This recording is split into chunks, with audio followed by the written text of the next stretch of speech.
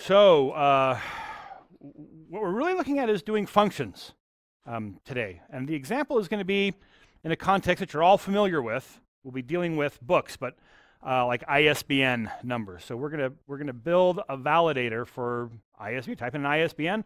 We'll tell you if it's a valid ISBN or not. But let's roll ourselves back to the very early days of computing.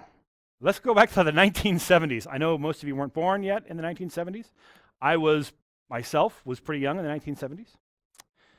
So let me just open up Excel. And let's suppose, just suppose that you think, these computers might help us run our bank.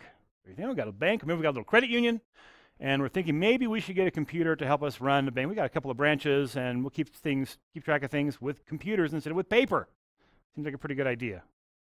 Now, what's characteristic of the computers of this time is that some things that we take for granted back then were very expensive. So one is data transmission. So sending data across a network, very expensive and very slow in the 1970s compared to the way it is today. I mean, today you download a movie. You don't even think about it. How long would it take to download a movie in the 1970s? We didn't even have digital movies in the 1970s, but if you're going to download something that's like several gigabytes of data, weeks to download it. I mean, to transfer it with the technology that we have today. Okay, so that's expensive. So moving data across a network, really expensive.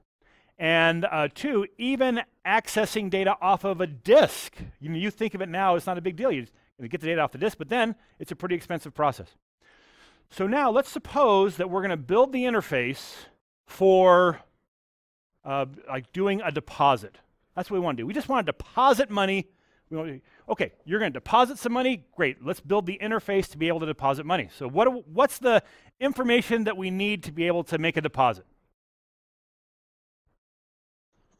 Kind of minimal stuff here. You guys, I'm thinking maybe you folks have never even been into a bank now, this generation. I don't know. We do all checking and stuff. We take a picture of the check and then we just throw the check away and whatever. What did someone say? Account number? Okay, we got to know some account you're trying to deposit the money in. So ultimately, we're going to get an account number. So I'm just going to kind of mock this up here in Excel. Of course, we didn't have Excel. It was just characters on a black screen. There's not even a mouse yet. No mouse involved. I'll just kind of maybe give this some background color so we can see that there's something that we're typing in there. And actually, we could put ACCT and then put a block next to it of a different color. And then what else do we need? Okay, so the routing number is actually going to be part of the account number. So by account number, we kind of mean like the whole block that you have on the bottom of that check, and the routing number will be in there. The truth is, to make a deposit here at this branch, we don't really need the routing number because the routing number just helps us get to the right bank. You're already at the right bank, but we've got the account number. And whether that's the full account number or just the account number portion from our, so probably not the routing number. What else do you need to know to make a deposit? An amount. Yeah, we got to have some amount. How much are you depositing? You're going to just deposit. Maybe we're just depositing cash or depositing checks. I don't know. But this would be enough. All right. So now let's talk about what could go wrong. What could possibly go wrong with an interface like this? There's probably not even a submit button on this. You just hit enter, and that's what's going to process this. Okay, so we could type the amount in incorrectly. That's one thing that could go wrong. That's so that's one that we're probably just going to have to be really careful with the amount. What's the other big thing that could go wrong here? Yeah, what if we put the wrong account number in? That'd be okay if someone puts my account number in for a deposit, and I get the money. That would be all right. But this would be a big problem, right? You've got to make sure that that's the whole point here with the bank is you're giving us some money. We're not putting that money in a box somewhere that has your name on it, right? What are we doing with that money? Yeah. We're putting in a big pile of money that we're going to send out somewhere, but it's, you might think of it. I'm giving you some money here. You're going to keep track of it for me. You'll give it back to me later. But that's not what really happens, right? That money gets invested, and, there's I don't even know what the percentage is, but a small percentage of the actual deposits are actually held in cash at the bank at any given time. So it's desperately important that we keep track of the fact that you gave us this money, or that this money was deposited into that account. If we get this wrong, we're in serious trouble. Okay, so what can we do? It's 1975. What can we do? They haven't even, Star Wars hasn't even been invented yet. The movie Star Wars, this is before Star Wars. So what are we going to do? what are we going to do to make sure that the account number is right? There's a teller there. We don't pay these tellers a whole lot of money. And they're not like some super kind of typist person. It's an entry-level position at a bank. They're going to type this number in. What do we do? Go ahead. Okay, so this is pretty good. So you type in the number, and what we'll do is we'll bring up the name that goes with that. We'll make sure this is Mrs. Jones, whatever. Maybe show her address, and, are you Mrs. Jones at 994, whatever. So that's possible, but it's 1975. What's expensive? Data transmission. Really, really expensive. So it'd be great to do that, but is it great to do that if it takes 30 seconds for us to do that? For us to say, all right, hold around here for 30 seconds while we let the computer verify that that number really is yours. And so this would work, but it's a really expensive solution. So we're looking for something else. There was a comment here and then a comment here. Emma. Okay, so possibility. We'll just type the account number in twice and then make sure we get it right. So that would probably be a little bit better in case we just actually made a mistake in the way that we typed the number. But so if it's a mistake on output, right, I look at the account number. If it's an output mistake, in other words, I type it out wrong, the mistake happens in my fingers, that would solve that. But what doesn't that solve? Yeah, if I read the number wrong, right? So if I read it in my mind, I transpose it on input into the human processor, then typing it the same twice. So that's going to give us a little bit more, and it's not going to suffer from an expensive data transmission problem. So yeah, we're heading in the right direction. Other thoughts? Then if they make the mistake, it's on them. You just type in your account number here. You're the one who typed it in. If you give it to someone else, that's your problem. That might be okay for a deposit, but not so much for a withdrawal. You don't want to just let them type it. I'll just take it from this account. So yeah, probably that doesn't solve the problem. It just shifts the blame, which, depending on what we're trying to accomplish, that might do what we're after. But we're trying to really make sure we've got the right number. Other thoughts? Okay, so maybe put the last name in here again, but then to validate that, it's got to make a trip to the database. Again, it's got to make that transmission. Another comment?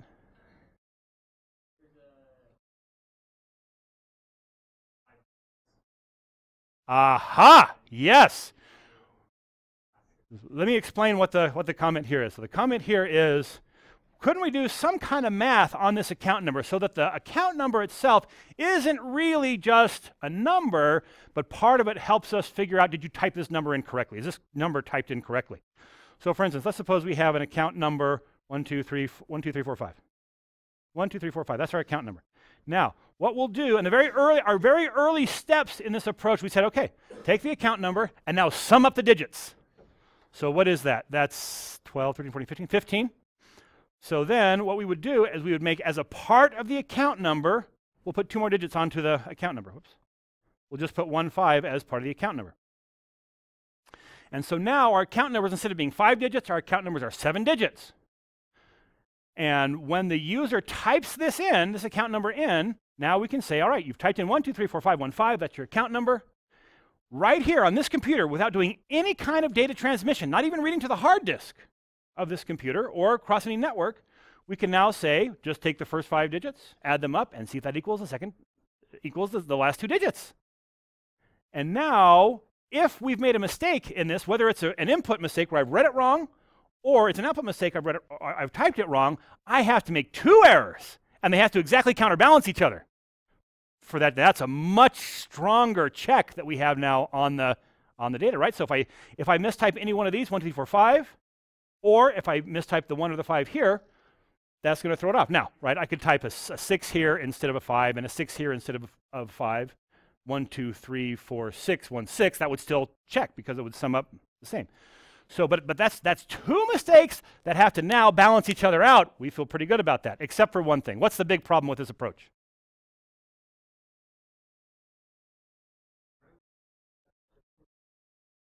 Then if it adds up to a single digit, instead of 2 digits, you put a 0. And there's going to be 2 digits. You put 0. If it adds up to, it's like your account number is 11111. It adds up to 5. You put 05. So 11111, 05. Go ahead. Yes! The most common data entry mistake is transposing 2 digits. And if I transpose any 2 of these first 5 digits, the sum of the digits is going to be the same. So this is the first approach that we did back in the 70s, and this is called a checksum. This is called checksum. Just take the digits, sum them up, take the sum, and make that part of your number, and then you can do it. Way better than just typing these things in blind, but still, it falls prey to a common mistake. Plus, it's like 2 extra digits. And so we went to this idea of saying, could we possibly figure out some way that we could have an algorithm more sophisticated than just adding up the values, that we could say, let's take the first digit and multiply it by 2. Take the second digit, add it plus 7, and then divide that result by 3, or something like this. And some algorithm, math, doing math, even somewhat complex math, that's something computers are great at. And so you can do a lot of math and still be a lot better than making a read to the hard disk. And so, so this brought us to the idea of a check digit. And check digits today are used extensively, C-H-E-C-K digit. So a check digit says, listen, we've got some kind of number that we're trying to validate. There's some mathematical algorithm that we apply to that number, and it yields a single-digit answer. And then we use that digit, that single digit, as a part of the number that we're trying to validate. So the math now gets a little more complex, but we're getting down to a single extra character to have to type. And so that's pretty good. So that's the idea. So that's what we're going to do today. So our goal today is to look at an ISBN number, a 10-digit International Standard Book number, and see if we can validate it. If we can implement the algorithm that checks what that check digit is supposed to be. A 10-digit ISBN really only has 9 digits to identify the book, and then 1 digit verifies that the other digits are correct. By the way, while we're looking here at kind of this making a deposit into a check, so this little part of BYU history, who can tell me who Frank Abagnale Jr. is? In the back, go ahead.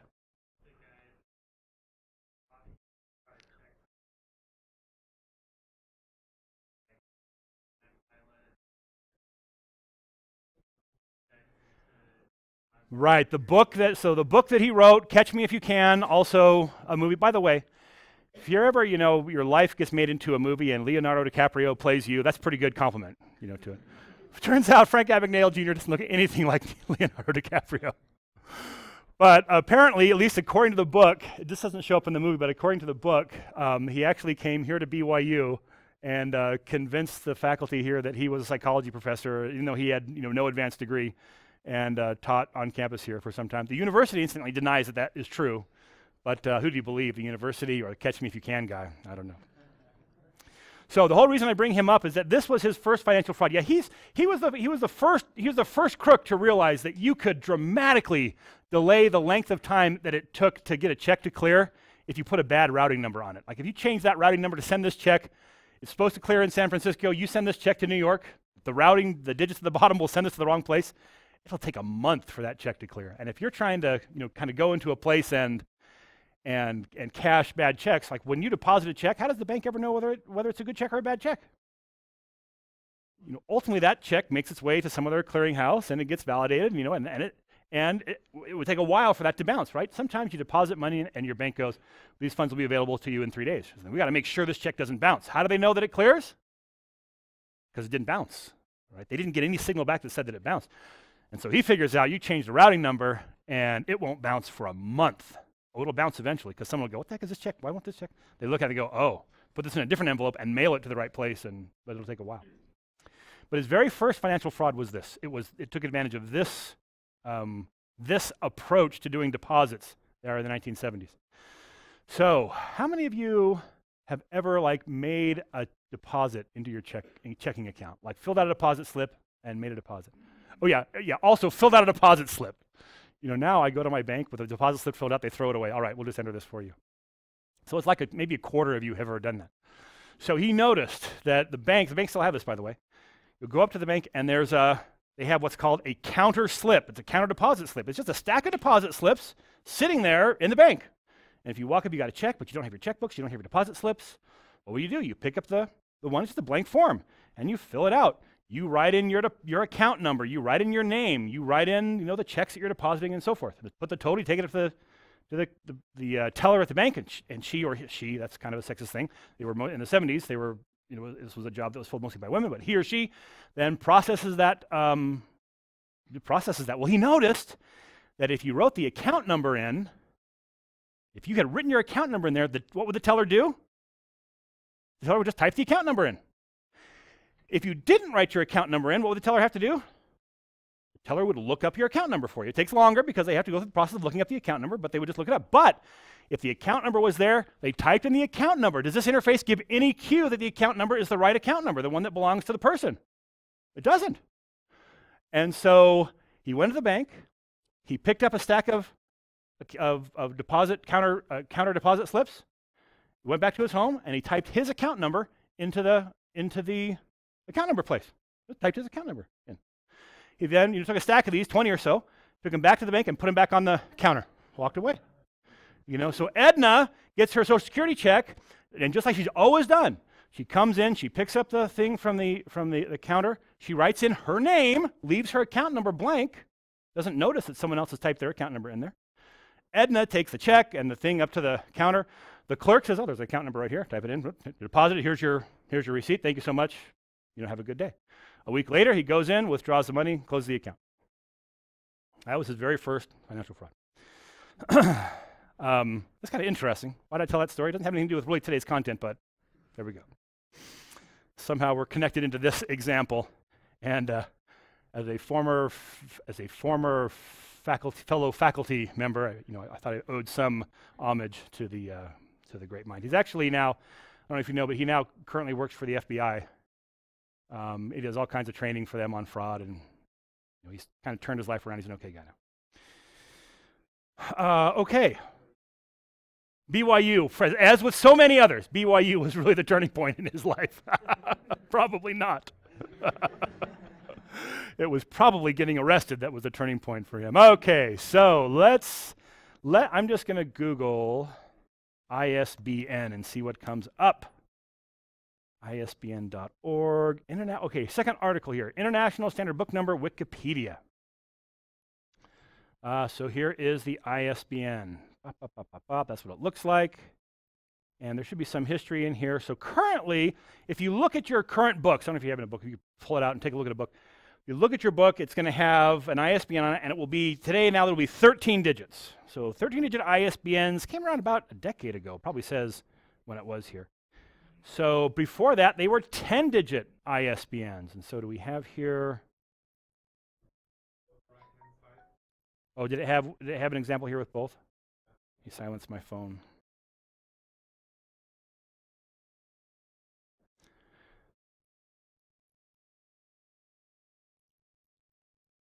So here we have it. Yeah, here's the same one. Is it even the same one? Yeah, it is. So and then the number itself then tells you, hey, there's some information in here. So there's some group. A portion of this indicates the group. A portion indicates the publisher. A portion indicates the title, and then a portion is the check digit. So here's the 10-digit ISBN. Here's a 13-digit ISBN. So you'll notice this one starts with 978, but then the rest of the number is the same. The 81752. But anyway, those are all the same numbers until we get to the check digit, and the check digit's different because it's a different algorithm for calculating the check digit for a 13-digit number than it is for a 10-digit number. ISBN, International Standard Book Number. Okay, so let me frame today's content for you. So today we are going to see how to implement the check digit algorithm for a 10-digit ISBN. Your next project, which you will have everything you need to do at the end of today's lecture, you'll be well equipped to deal with the next project, is to do exactly what we do in class today, but instead of implementing the 10-digit algorithm, you're going to implement the 13-digit algorithm. Okay, so this is pretty good day to be paying attention, here in class, because we're really doing the project. It's a different algorithm that you'll have to implement, so the code you write is different, but the process then will be the same. So here they are. Let's see if we get to. Okay, here we go. Here's the calculation. Check the 10-digit. So here, this is how you calculate a 10-digit, the check digit for a 10-digit ISBN. I'll just zoom in here a little bit. Control plus.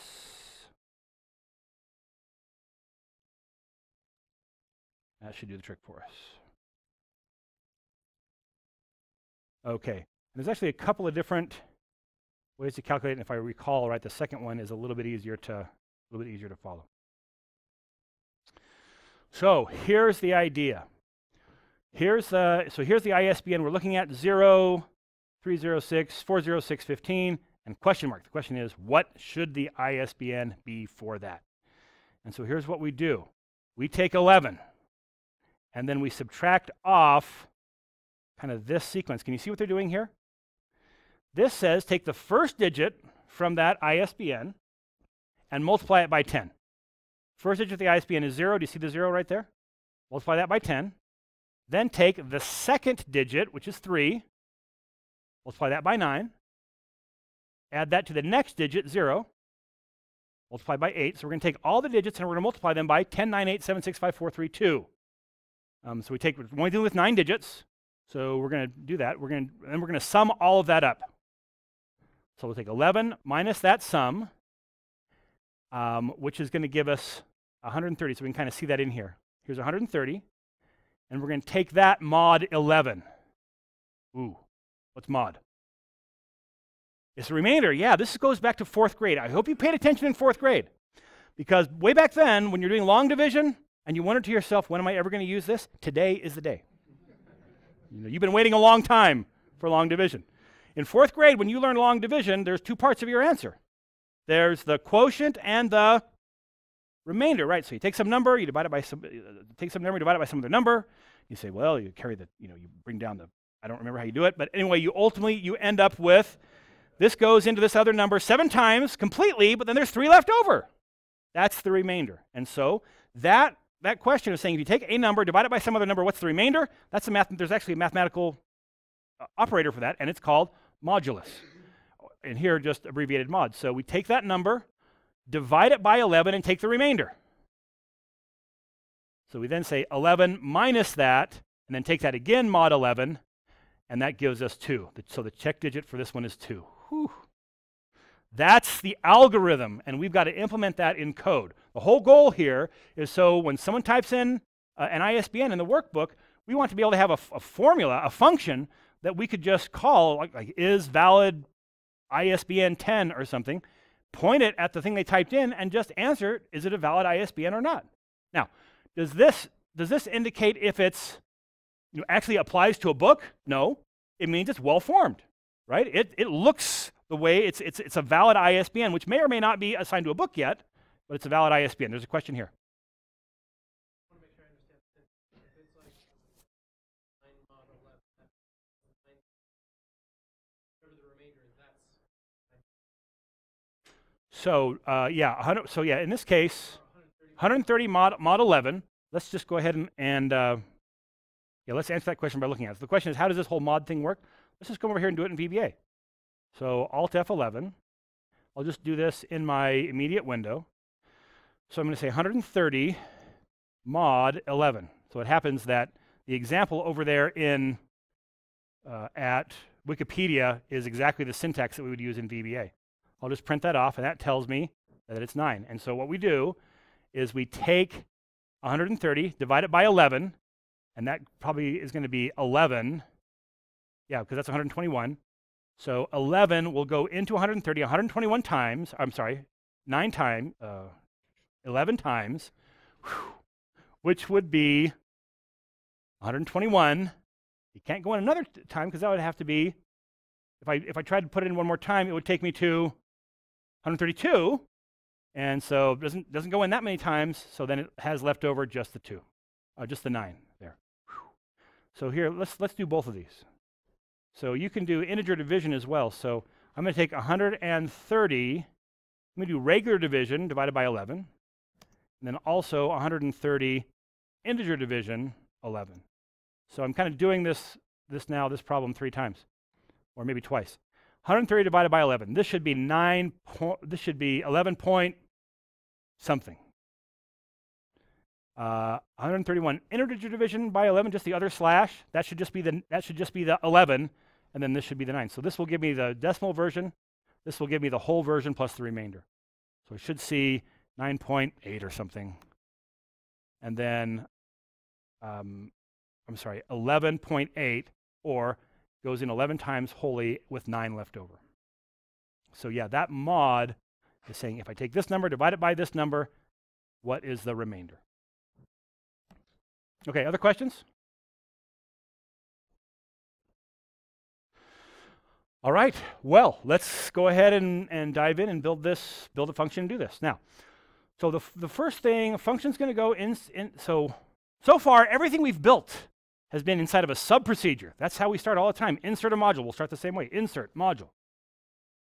Insert a module. Now, every other time we've built a block of code that we're going to keep around, we start off by saying sub. Not today. Now we're going to say function. In VBA lingo, what we've created every day before this is called a sub-procedure.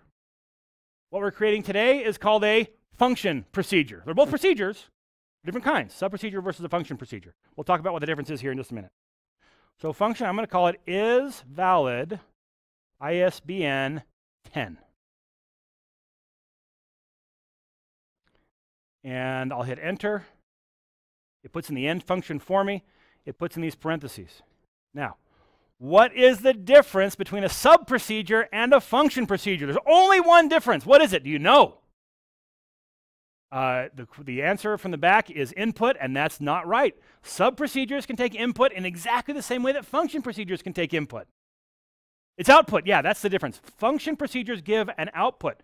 You remember last time we got together, we talked about a bunch of string procedures. Like we talked about the uCase function built into VBA.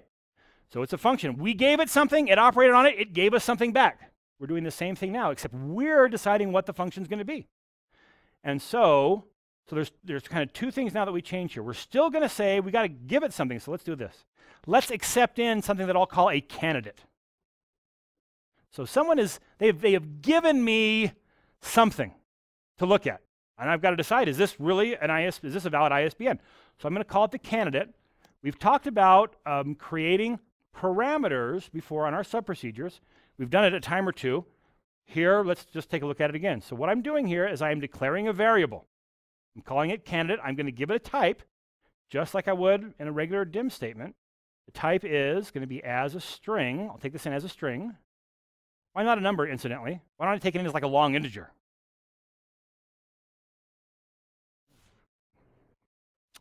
There's two reasons. I didn't hear any of what you said, but I'll tell you what it is, unless you have a comment. So one thought here is, well, you got to take these apart one digit at a time. I could do that with an integer as well. Yeah. So I could just say, in fact, I could take the integer in, and once I've got it, I could say, yeah, just convert this into a string, and then I could take a look at it. So, yeah, that's not really it. Another comment, go ahead. So it's more flexible, yeah, but what's the flexibility that we're after? That's right, we could, yeah.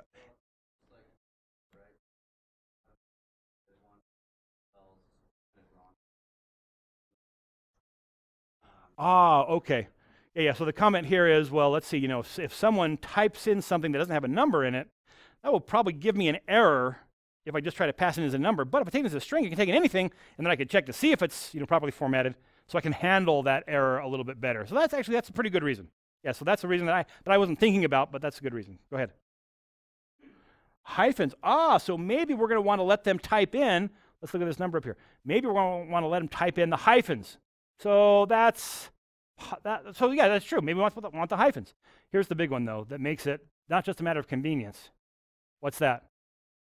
Leading zero, right? So if they type in a leading zero and we take it in as a number, what happens to that leading zero? Poof. Yeah. Can you hear that? That's the sound it makes. It's gone. But there's even one more. So what is this? The required. The only number. Okay. So looking at the result here, if I take this result here, the only number that this could possibly be is between 0 and 10. So what are my possible values? No, it could be 0 through 10, but I'm trying to get to be a checked digit, a single digit. And the algorithm can produce anywhere from 0 to 10. That's what it can produce. How do I do that? I can do 0 with a single digit. I can do 1, 2, 3, 5, through 9. I can do 0 through 9 as a single digit. How do I do 10 as a single digit? Say it again. I heard someone say it. X. What do you mean X? How is X a single digit that says 10? Roman numeral. Yeah, there's a Roman numeral X that just means 10. And so in fact, if you so if the algorithm produces 10, then the check digit actually is X, Roman numeral for 10. How many of you ever worked in the book industry? You know, where you had to type ISBN numbers? No one. Yeah, so a couple of you have. Did you have a 10 digit on that in your computers for that job? Did you have a 10 digit, a 10 keypad that had an X on it? So in some places like bookstores, they have keyboards that have an X on the 10 keypad just so you can type your ISBN numbers without that. Now, it turns out the 13-digit ISBN, no X. It's going to come back. It's a more sophisticated, slightly more sophisticated algorithm, and it's going to come back with 0 through 9. So you don't have to worry about that anymore. But so because of all these things you've said, user might type something in wacky, and we want to be able to accept it and look at it. It's got a leading 0. We might want to accept hyphens, and we could have an X. It really needs to be a string, not just a number. Okay, so we're declaring a variable here. What's so special about this variable? Right? It really is exactly identical as a dim statement, but we don't put the word dim here. We don't put dim here because that's the only thing we can do in here is declare a variable. And so the guys making the language thought the dim is extraneous. We don't need it here. But that's the syntax we're seeing there. And because it returns a value, we can specify the type that it returns. What kind of value is it going to return? Is it going to return a Boolean value? Is it going to return an integer, a string? What shall we have it return? Let's have it return Boolean, just true or false. So as Boolean. This is a little bit different syntax. But just as here we've said, here's a variable and we're giving it a type. Now we're saying, here's the definition of our function and we're giving it a type. So this is what type the function itself is going to return. So now, no matter what else happens, this function can only return true or false.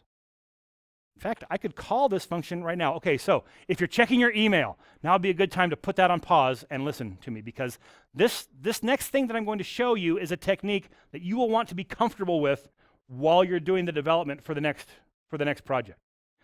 When I'm testing this function, you're used to saying, hey, I've got my code here. I'm ready just to execute this. So I'm going to push play. And it's going to say, okay, what do you want to execute? And it's going to give you the list of everything you can execute. And what is noticeably absent from this list? Yeah, that thing that we're creating. It's not because it's a function that it's gone. It's because it has a parameter. To be able to run something, just to execute it, it has to be runnable. But in order to run isValidISBN10, I have to supply it a value for this parameter. I have to tell it, here's the value to work on. And so I can no longer just run this. So I need to do something to be able to run it. So I'm just going to come right up here to my immediate window, and I'm going to call the function from here. I'm going to say print the results of this function. Now, if I just try to execute this, it's going to say argument not optional. You can't call this function unless you tell me what to operate on. It needs a value to be signed into this variable candidate. I mean, even though I'm not doing anything with it, the structure says you're going to call this, you're going to put the thing here. Now, so what's the very next character that goes here? It has to be I got to put a parenthesis in here because it's returning a value and I'm doing something with the return value. Opening parenthesis, and I'm going to give it some string to operate on. I might as well put in the one that we know. So I'll take in this whole string. You can type it in or you can copy it from Wikipedia. It's only 10 digits with some hyphens. And so now I'll execute that. I said, is this a valid ISBN? And it says false. Why does it say false? Or there's a question, or you have an answer. What's the answer?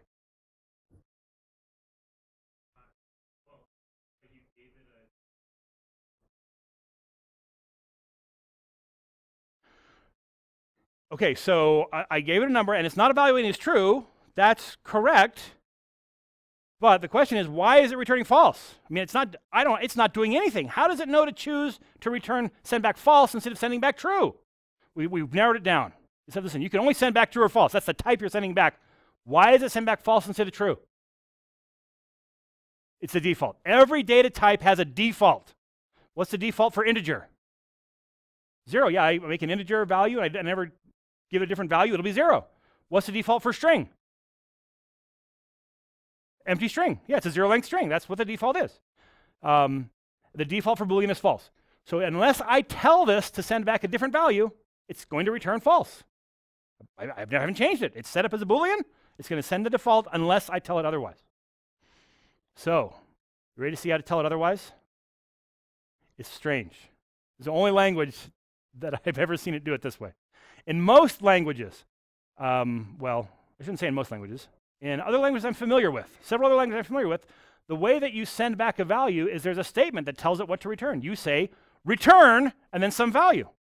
And actually, because you've got the statement that says return, that's the value we're going to send back. That's not how it works here. Instead, what we do is we set the name of the function equal to the value that we want to return. That's weird.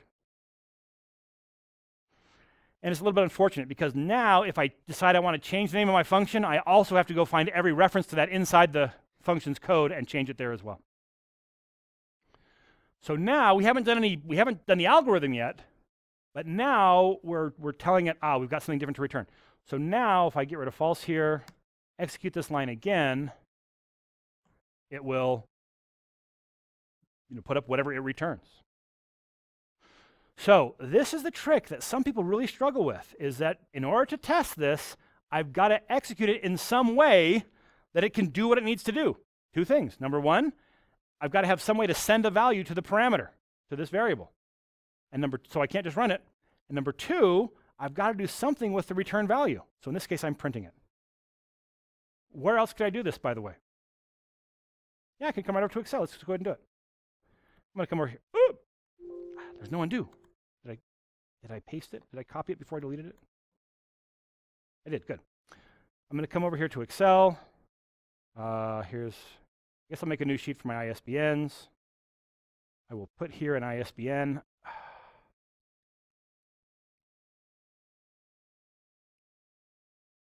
And now here, I'm going to say equals ISBN. Oh my gosh, look at that. It found it. It knows it's a function. Look at that. I'll select that one. I think, how do I do that? Do I hit tab or enter? Must have been tab. ISBN tab, there we go. And then click on the ISBN they want to process. And it returns true. Now, so that's the other place that I could put it here to test it, right? Because I'm doing everything I need to do. I'm giving it a value to feed to the parameter, and I'm giving it a place to express its result. And so ultimately, this is going to be what the project, I put a whole bunch of ISBNs in there in the project, and it's just a place for you to work, to build your function, and it's for you to be able to validate them. Now to the work of validation. So, and now we'll probably just work here in the editor environment. So, step one, what should we do? And I think I think not only do we want to be able to accept hyphens in this, I want to accept spaces. Or sometimes you see them with periods in there. Have I seen anything else besides hyphens, spaces, and periods? No. But you know what? Am I okay if someone decides they want to put like a lower bar in here instead? Yeah, I'd be okay with that. In fact, I think I'd like to look at what they send me and say, let's just get rid of everything that's not a number. Let's start off by doing that. Oh, but I got a problem because a valid check digit could be X. So X, I'll have to treat X a little bit special. So let's begin by creating another function that just returns only the numbers. I'll pass it some string, and it's just going to strip everything else that's not a number and send me back just the numbers. That's not too bad. Let's come down here, we'll make another function for that. We barely even got started on our other function. We realized we're going to need another one here, so let's go ahead and make it. Function. I'll call it numbers only. I'm going to take in something I'll call data as a string. And it's going to return a string. Question here. Are we returning a string just only because of the possibility of X? Okay, so the question is, are we returning a string here because of the possibility of X? And the answer is no, we're returning a string instead of a long integer here because of a leading zero. I don't want to chop off a leading zero. So, Yeah, we're going to deal with x separately. We're not going to send x down here. We'll send everything but the last digit down here. Okay, so, turns out you have all the building blocks already to build this function. There's nothing new. I'm not going to show you anything you haven't seen to be able to build this function. So take just a minute and think, how would I go about doing that? I wonder, how would I go about doing it? As you're thinking about that, what are some of the functions, maybe string manipulation functions, that you think you might need to use for this? Say it again. Oh, there's replace. So replace. We could do this with replace. What would we have to do it with replace? We would have to, we'd say, I want to replace all the periods with nothing. And I want to replace all the hyphens with nothing. And I want to replace all of the underscores with nothing. I'd have to replace every non-numeric character. I could do that. It's like there's 256 characters, only 10 of which are valid. So 240, I'd have 246 lines saying replace this character, replace this character, replace this character. We could do it. We could do it with a loop. Yeah, so, actually, I think I lied. There is one function you don't know about yet that we'll need for this. So we could do it with that way. Actually, I kind of like that, but we're not going to do it that way. Another comment here. There was another. Okay, there is one called isNumeric, and I haven't shown you that one yet, but we can look at a number, and we can just ask, is this a number? Watch this. You give it a string, and it'll tell you if it's a number. isNumeric. And I will give it something like 1, 2, 3, 4, 5. What do you think? Is that numeric? That's numeric, so it gives me true. What if I put a space at the beginning of it? Ooh, I didn't mean for that to be true. What I meant to say is, what if I put a space in the middle of it? There we go. Now it's not a number anymore. Or if I put, how about if I put a period? Yeah, that's numeric, so that's okay. What if I put an A? No longer a number. So it just looks at what you give it. Can I make that into a number? It goes, yeah. I didn't realize that it would trim off leading spaces. That's okay. We're going to be careful with that because presumably a space by itself is not a number. Yeah, so that's false. Space by itself is a number, but if you put a space in front of a number, it can go, yeah, I could figure that out, get rid of the space, and it's still a number. Okay. I'm probably also going to need mid, because I'm going to have to look at this string at one character at a time. And so mid would be helpful. I think that's probably it. So let's do this. I'm going to dim here a local variable called one character as a string. Oh, it turns out strings are variable length. It's variable length memory. Now, how much memory is used depends on how big of a string I put into it. You may not remember this from the variables day, but the overhead for a string is 4 bytes. It uses 4 bytes to say how long the string is, and then it starts using that data for the string. But I can tell it, no, I want this to just be a fixed size. So if I say string *1, this will be a 1-character string. I no longer need the 4 digits of overhead, the 4 bytes of overhead. Not really a big deal. It would work just fine, exactly the same without putting the *1 there. But that just says it's only going to allocate 1 byte of memory, enough for 1 character. Let me also dim something called temp as a string. And let me dim x as an integer. As long. I'll do it as a long integer. Since a string could be longer than 32,000 characters, I'm not anticipating using this with more than 32,000 characters string, but it could be. So, all right, I'm just going to make a loop. For x equals 1 to the length of my data, whatever they put in. I'm going to want to look at every single character. I've got 9 characters in the string. I want to run this loop 9 times. Next. Now I'm going to set one char just to be equal to one of these things.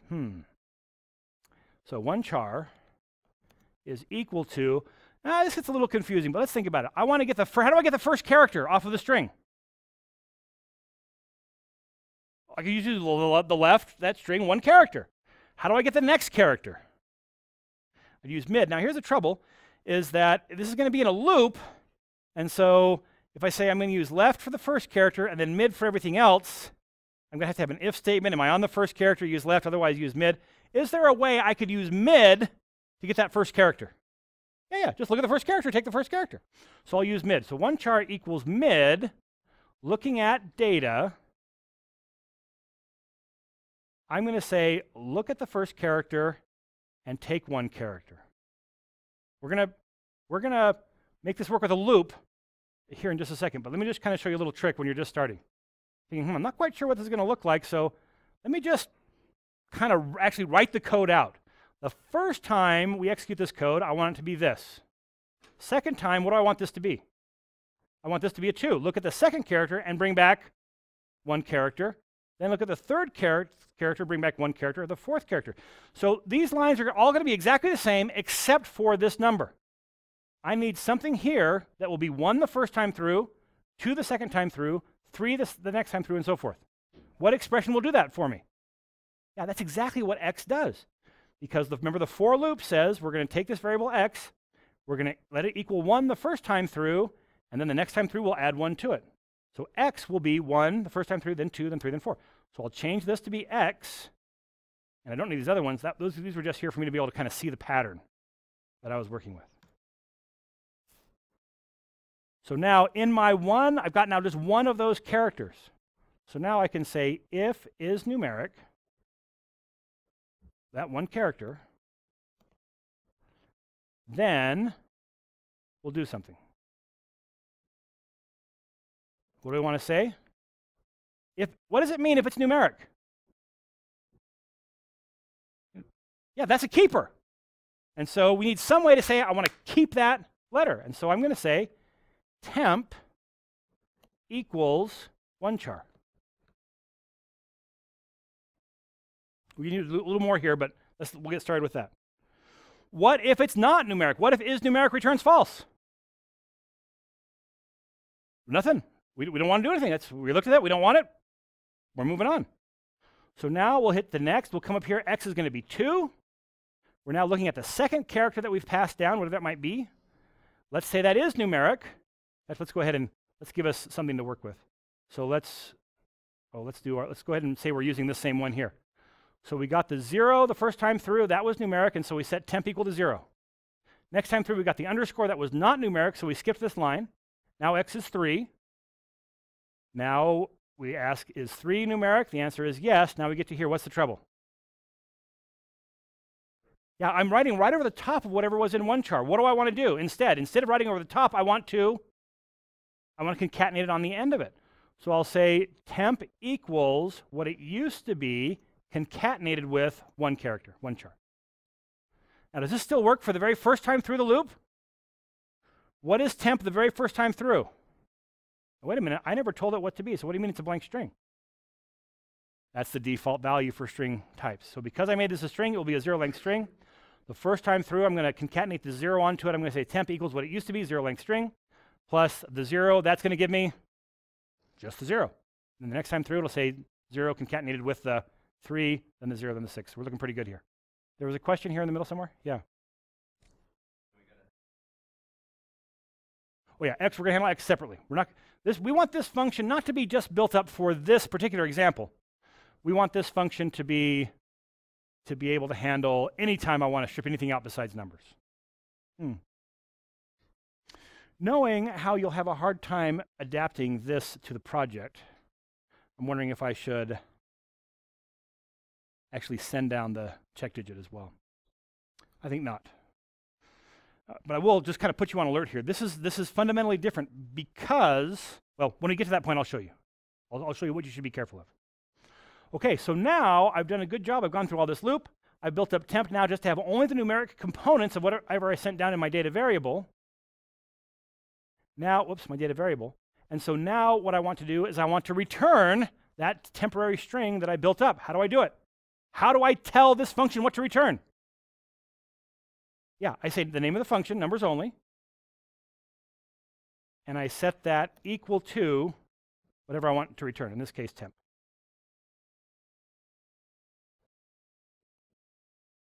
Oh, I'm kind of excited about this. That should be ready to go. I'm going to come up here and do numbers only. I'm going to pass it in that. It should just give me the numeric version. Did it do it right? 030-640, 030-640-615-2. Awesome. Okay, let's make sure your code is working. This is the first time we've got code that's actually trying to do something. Let's make sure that works. If it's not working, this would be a good time to raise your hand and ask Parker to come and give you a hand. All right, so now we've got this function built that will just return the numeric component of what we're working on. So now let's come up here to our isValidISBN. And let's see, we're going to need a, let's declare a couple of variables here.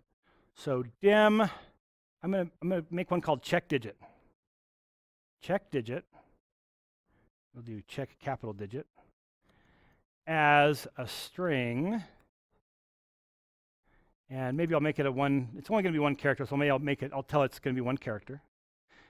And why don't I also dim, we'll just call it part. I'll call it ISBN part. It's not the full ISBN, it's just the first part, not including the check digit. Dim ISBN part, also as a string. Now this one I'm not going to want to specify the length on, so I'll leave it a variable length string. So immediately, kind of first thing that comes in, I'm going to look at the value that's passed in, and I'm going to say, all right, let's separate this into two parts. Let's treat the check digit separately, and then let's treat everything else as the possible ISBN. And so I'm going to say check digit equals, how am I going to get the last character from what's passed in? Yeah, I'll just use the right function. I want the right of my candidate, one character. Now I want my ISBN part to be everything else. How do I do that? The left of candidate. How many characters do I want? I want the length -1. However long the string is, -1. So if it's 10 characters, I want 9. The whole length -1. So I'm going to put here the length of the candidate -1. Where you put the parentheses are really important. What would it mean if I tried to put the -1 inside this, on the other side of this parenthesis right here? It would be saying I want the length of my candidate -1. What does candidate -1 mean? Candidate is a string. It could be Fred. What does Fred -1 mean? Doesn't mean anything. You can say string -1 off. It doesn't know what that means. That doesn't mean anything to it. And so you got to make sure you got the parentheses the right place, get the length first, and then subtract 1 off of it. And then that's everything that we're feeding into this argument of my left function. How are we doing so far, folks? So far, so good. Okay, I'm going to go ahead and put a stop right here, and I'll go ahead and run this. Now, I am trying to run my isValidISBN 10. So I'll come back up here to I have this, and I'll just execute this. It's going to try to print it, but it won't get to print it because I'm stopping it before I get there. So now what I want to do is start snooping around. Incidentally, if you view your locals window, this could be really helpful. Choose View Locals. It's tiny, so tiny you can't see it on my screen, but you'll be able to see it on your screen. But you can see it actually shows, it shows what candidate, what's currently in candidate, what's currently in check digit, what's currently in ISBN part. It's kind of showing you the way that's all done up right there. Just because it's really hard to see here, I don't have to zoom in, I'm just going to come to the immediate window and say I want to see those. So I'm just going to come out here, and while I'm in break mode with my yellow line here, I can say, let me just see what's in check digit. What should be in check digit? Yeah, I'm expecting to see 2. I mean, I passed it in this number, and I should see 2. That's good. What's my other one? ISBN part. So let me see ISBN part. ISBN PART, comma. So now, ISBN, oh, it's funny because it's I actually told it to print check digit 2. Let me get that one off. So here it's everything except that last character. Because that's what I'm expecting. So folks, let me just kind of give you a little mindset for when you're doing this and it's not quite doing what you think it should be doing. The tendency is to ask yourself the question, why isn't this code doing what I told it to do? What's the answer to that question? It's doing exactly what you told it to do. But as long as that's the question you have in your mind, why isn't it doing what I told it to do? You're headed in the wrong direction. You're not looking in the right place. Instead, what you should ask, wow, how did I tell it to do that? What did I do that told it to do that? That's the question you should be asking yourself. What did I do to tell it to do that? Okay, so in this case, it's always a good idea to say, what do I expect to see from this? Think about what that is, and then take a look at it. Rather than to look at it and say, that looks right. You want to ask yourself, what do I expect to see here? And then look at it. It's kind of a small change in your approach that will be helpful. Okay, so now I would like to get my ISBN part. I want to get rid of all non-numeric characters. What should I do? Someone give me the VBA lingo for this. Okay, I'm going to call the function. How do I do it? And to help me type here, what do I type?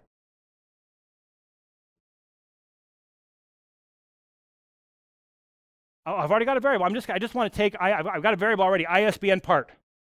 I just want to replace whatever's an ISBN part with the numeric version of what's an ISBN part. ISBN part equals, good. So I'm just going to say another line, ISBN part equals, and then what? Numbers only. And I've got to pass it something to work on. What do I pass it? I'm sending down what's currently an ISBN part. So now I've done this in 2 steps. I could have done it in 1. I could just wrap numbers only around this portion right here. But I'm doing it in 2 steps just so we can kind of see it happen. So I am first getting off everything but the check digit. And now I'm going to pass in whatever I had there to numbers only. It's going to look at what I sent in, return some value, and I'm going to capture that value in ISBN part. So now if I run this and look at ISBN part, it should be exactly the same, just that non-numeric stuff should be out of there. So good. Question in the back.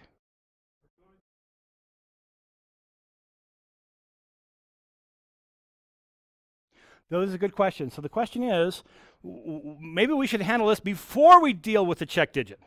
Because what if we got something on the end that, we want to get rid of? And the answer is, when you do your project, that's exactly what you'll want to do. So the project, the only valid thing in a 13-digit ISBN, they're all numeric. And so you have the luxury of just saying, whatever they pass in, strip away anything that's not numeric, and then let's go to work. Here, we're making a simplifying assumption. We can't just throw everything away because X is possible check digit. And so our code should probably be more sophisticated than I'm going to make it, but we're going to make the assumption here that the last character is the check digit, and we're just going to say that's what we're validating. But you're right. If you come in here and you immediately start off in your project by saying strip off the check digit and then work on everything else, that will not be a full credit solution. Because for the ISBN 13, I specifically say should be able to handle any non-numeric characters and just strip them out. Here, we have to treat it separately because of the X. There's no such constraint in the 13-digit, and so doing it this same way would not be a full credit solution. So you got to think about when's the right place to run that numbers only. By the way, do you think you might use this exact function as part of your solution to your project?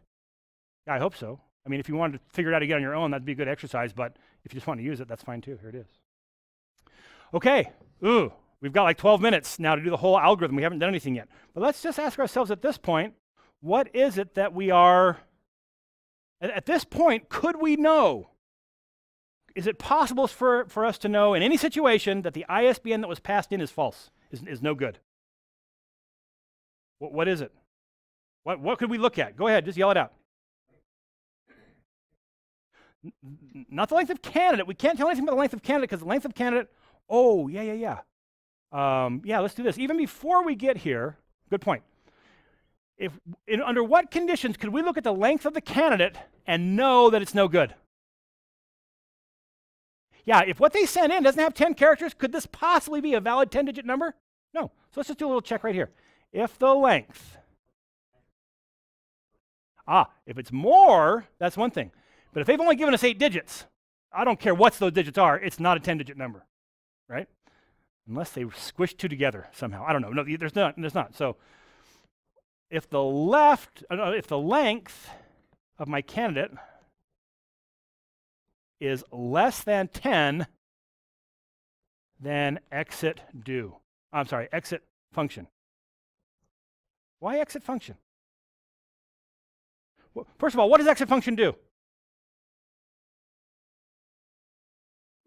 Exit function immediately yanks me out of this function. What's the function going to return? False. Yeah, I haven't told it what to return, but because it's Boolean, it's got to return something. It'll return the default value, which is false. And so we're saying, listen, at this point, we're done. No reason to look at this thing anymore. Is there? There's no reason to look at this.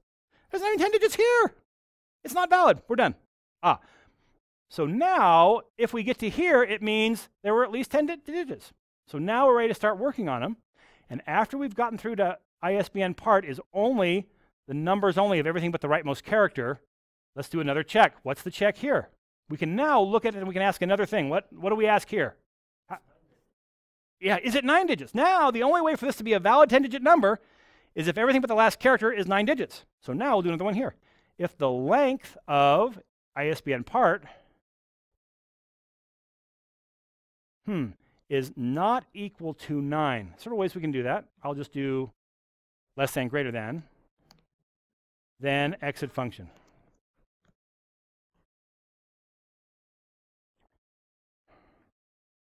We get this so far?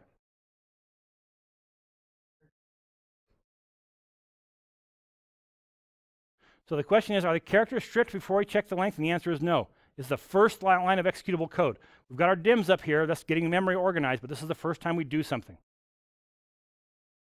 So we're checking to see if this thing is fewer than 10 characters. The original candidate that was passed in. You see why that's okay? Now, what if it's 12 characters? Does that mean it's good? No, it means it's got enough characters. They might not be good characters, but it's at least got enough characters. But if they only pass us in 9 characters, this is not a valid 10-digit ISBN. Okay. Next step is to start doing the algorithm. So we have to take the first digit, multiply it by 10. Add that to the next digit, multiplied by 9. Okay. Oh, folks, we're going to do this kind of quick. It's probably faster than you're going to fully grasp while we're talking about it. Fortunately, you've got the video if you want to go back and look at it. Let me declare a couple more variables here. Let me dim x as an integer. This is just going to help me to be to control a loop. And let me dim something called checksum as also as an integer. This is just going to be the answer to this first part of the problem. We're going to take the first digit multiplied by 10, add it to the next digit multiplied by 9, and so forth. So here's the loop that's going to do that for us. So if we've made it to here, nice thing now, if we get past this line, we know that we've got 9 digits to work with. We have exactly 9 digits. We don't have to worry about it being too big or too small, so that's nice. So now we will say for x equals 129.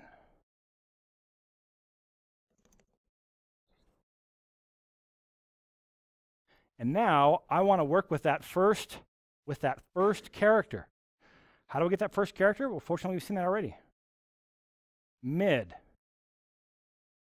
of my ISBN part. Starting at x, looking at 1.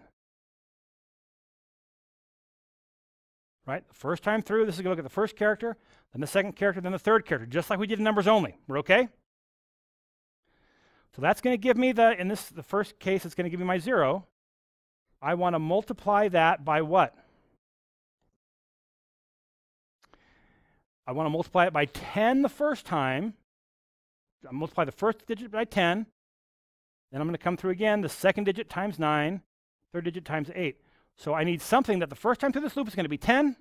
Second time through the loop, it's going to be 9, then 8, then 7. How do I do it? 11 minus x. Very good. Times 11 minus x. Whoops. 11 minus x. Okay, so this is just going to give me this part. I've just kind of given myself this little segment, and this little segment. But because I'm going through a loop, I kind of have to kind of accumulate these as I go. That's what checksum is for. So I'm going to say checksum is equal to what it used to be, plus whatever comes out. Now, checksum is an integer. So what's the default value? 0. It's starting at 0. The first time through, we're going to take whatever that first number is, multiply it by 10, and add that to checksum. So it'll be the result of the first one. Next time through, it's going to calculate that for the second one, add it on to what I had. Calculate for the third one, add it on to what I had. Let me run it to this point. Let's see what we have. See, my stop is still in there.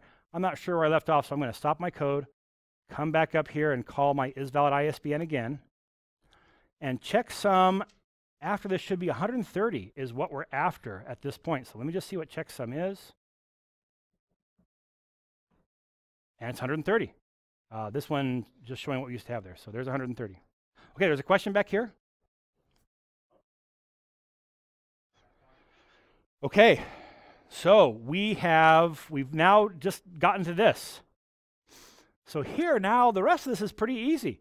We now take now we have to take this number and mod 11. And then we take 11 minus that number and we mod 11 again. Whew, we can do this in one step. I'm just going to, well, we'll do it in multiple steps. So I'm going to take checksum. I'll just kind of use checksum to keep changing its value. Checksum equals, can I scroll this over so I can see that part? No, I can't.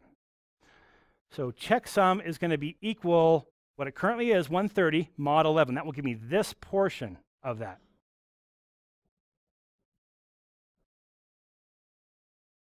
Now it looks like I take 11 minus that. I'll do that in the next line.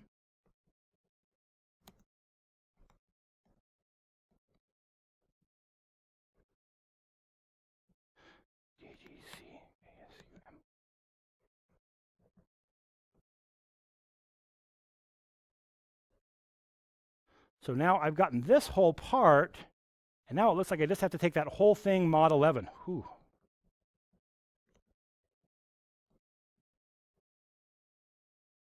Mine is not to ask why this is the algorithm. It's just to say, oh, that's the algorithm. Let me implement it. And so at this point, my checksum should be equal to my check digit. Let me go ahead and run these last blocks here that I just added. And so I'm expecting my checksum at this point to be 2. Oh, look at that. It's 2. So what we've done is we've said, take the check digit, set it aside, run the algorithm on the rest of the characters, and now I just have to check to see if it's the same. So let's just go ahead and do that. So now I'm going to come here and say, right before I'm setting it to true, I will say if my checksum is equal to my check digit, then return true.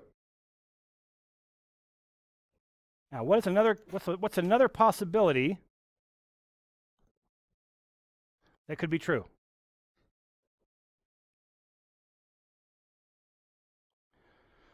If they're equal to each other, that's good. What's the one case where they won't be equal to each other? Yeah, if my checksum is 10, what should my check digit be?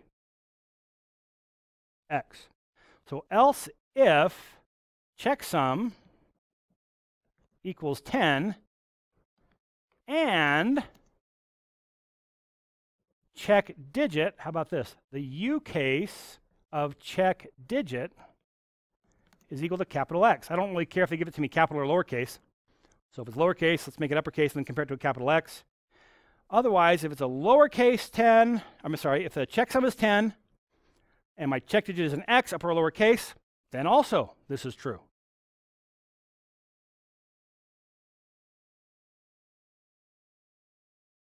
And that's the only thing. That's the only two ways we can get to true here. Otherwise, it'll return false. Whew. I'm going to get rid of my stop. I'm going to stop my code. I'm going to come to the top. IsValidISBN. I'm expecting this to return true. If I change any one of these numbers, I should expect it to return false. If I come back over here to my workbook now and refresh this, F2 to change that, it's actually calculating it. If I change the input here to the check digit to be 3, it should now articulate to be false. So we have written the whole algorithm for this. And I recognize I did this part kind of quickly. Probably a good idea to kind of make sure you understand that code and maybe step through it to see what it's doing along the way. But that's going to give us, that's the result. So we've seen then what we're trying to do. We built a function that takes some input, operates on it, and sends the appropriate value back. Whew. I didn't think I could make it through. That was kind of quick in that last 12 minutes. Any questions? You now have what it takes to do the next project. Enjoy, and class dismissed.